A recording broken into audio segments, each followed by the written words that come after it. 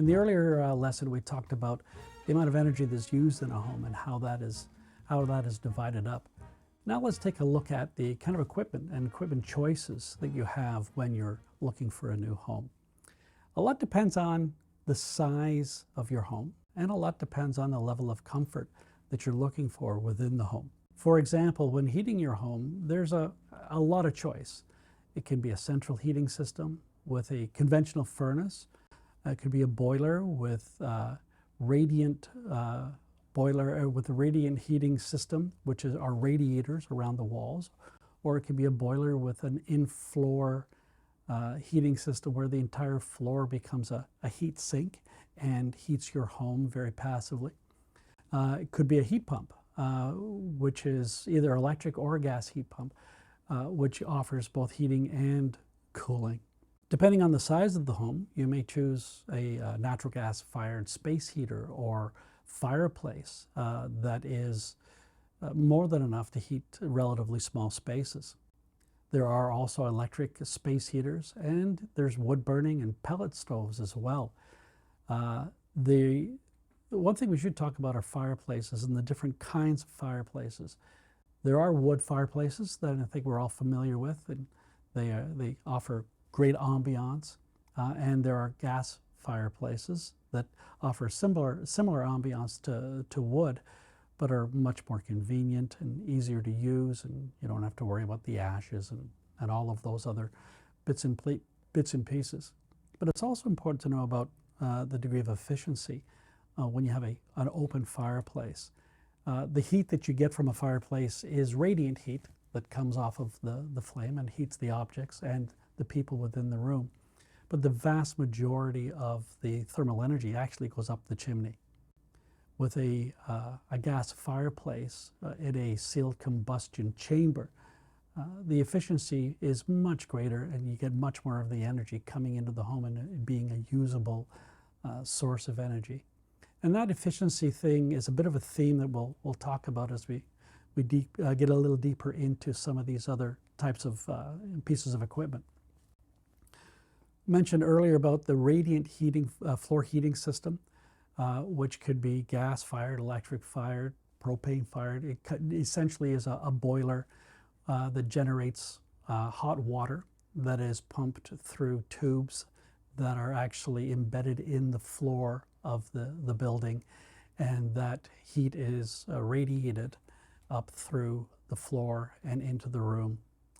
There are ductless systems as well, or mini-split systems, or multi-split systems, where they are essentially a heat pump compressor with what's called heads that are in each room, and the compressor outside, which acts as the actual heat pump, delivers warm air or delivers energy to those heads in the mini-split system, and that can be either in the form of heating or cooling.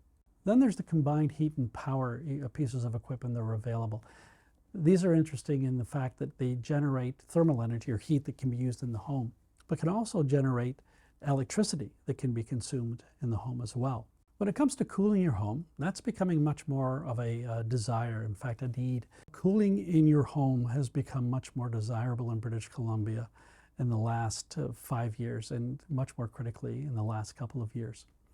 So if you are looking for a cooling option, there are a couple of choices that are available to you there as well. Central air conditioning units, which work together with your furnace. Again, there's a compressor that sits outside, and there's what's known as a coil that sits on the top of your furnace and uses the furnace's delivery system or the duct working to distribute conditioned air throughout the house. That's a very popular option. Heat pumps work in a similar manner, where they use a distribution system that's called ducting throughout the house, and they also can be run in reverse in the wintertime and generate heat and have the same kind of delivery system. Interesting thing about a heat pump is that while it does a great job of cooling the summertime and a pretty good job of heating, a heat pump, without getting too technical, what it does is it doesn't think of the atmosphere like we do, where it's either hot or cold or varying degrees. What a heat pump really does is it looks at the world from the point of view of it's warm or it's warmer. And what I mean by that is the heat pump gathers energy from the air outside. It gathers heat, if you will, thermal energy from the air outside. And it really doesn't matter how hot or cold it is, there's always some thermal energy available in the air. And what it does is it takes that energy, compresses it, and delivers it to the home.